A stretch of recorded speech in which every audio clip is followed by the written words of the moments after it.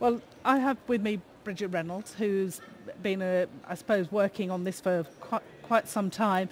And we were talking to us today about what this could do, particularly with reference to Ireland. What's the situation, I suppose, with poverty at the moment in Ireland?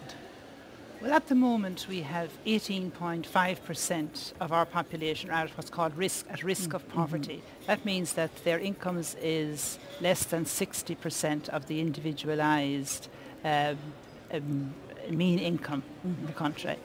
And of those people, 50% are outside the outside the labour force. Because very often we say, well, if they had a job, they'd be okay. Now, 50% are outside the labour force. That is, they are elderly people, they are ill, or they have caring roles. Another 30% at risk of poverty are actually in households where the head of the household has a job, but the job has such a low pay that the people are at risk of poverty. So we have to look at that. So the job is not the best poverty fighter for them. There's only 7% of the Irish population at risk of poverty are in households headed by a person who is unemployed.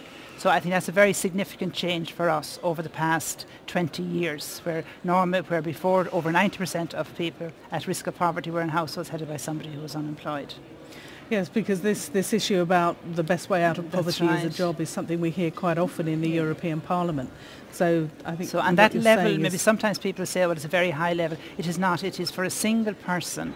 It is less than €11,000 a year. And knowing the standard of living in Ireland, you know that people just cannot live on that. Yes, because we've heard that housing, for example, we're told is extremely important. Just extraordinarily poor. Yeah, very, very, very difficult to get, very costly.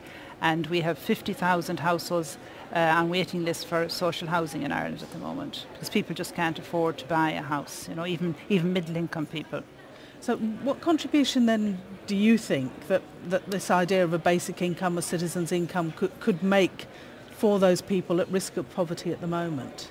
Well, I think the big thing that I would see basic income contributing would be, first of all, that it would give a certain freedom, that people aren't tied. There are all kinds of gaps, poverty gaps and unemployment traps for people who are at low income and social welfare and then take up a job. Now that would get rid of that in one go, and it would give that great freedom to people to take up part-time. Flexible working would be much more popular and much better. And of course there's the whole issue for women as well, where they can move in and out of the labour force with much more ease than the present system allows. So we would see that as having a huge impact on poverty. As well as that, we would also be looking at the actual rate at which a basic income was paid, and again I think we have to give a lot of attention to that, again within the system, because we reckon in Ireland we can afford to do it, to bring everybody up to the poverty line of income. I mean, that's brilliant to hear. We had a seminar here last week with AGE, which is our umbrella group for older people, and we had somebody there speaking about her own experience in France, where they have a level of €780, they say, is what you need to have some choice in your life to be above the poverty line. Her income, even from the state, was only 620. Yes. And so you think in Ireland, yes, we have the resources, and we can measure that, but we need to first to get a floor under people, and then we look at the various categories of people who who need extra income above the basic income. And there are certain groups, especially people with disabilities and people with special needs and all that, they would obviously have to be taken care of in their own right.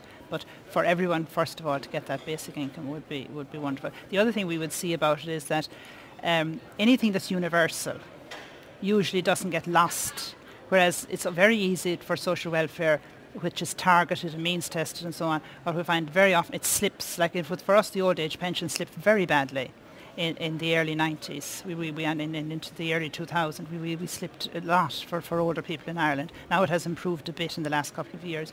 But if something is universal, there is no danger of it slipping, because it would be tied to average industrial earnings. It would be tied. We would see it as being tied to that, so that people wouldn't slip back, when it's for everybody. And there's a new government now in Ireland. Obviously, It's of great interest to us as Greens, because Greens are in it. I mean, what hopes do you have of this new government? Well, I have great hopes. We get two of the ministers. One is the Minister for the Environment and the other is the Minister for Energy. So those are two big issues from the point of view of the planet and the green agenda. So I would have great hopes for that. But on the point of view of the basic income, One, there are many what would we call them, commitments in the programme for government, but one is to integrate the tax and welfare systems so that they become a seamless system between the transfers can be transferred easily between the two. So when we see those two integrated, we think it'd be much easier to work to a basic income, because then the two systems talk to each other. At the moment they don't talk to each other, so there are all kinds of administrative problems that are identified when you try to talk about having a basic income. So thank you very much. So we'll look forward to your cooperation with the new government and see what we get out of it for basic certainly, income. 100%. Yeah. Thank you, Brigid. Yes, thank you.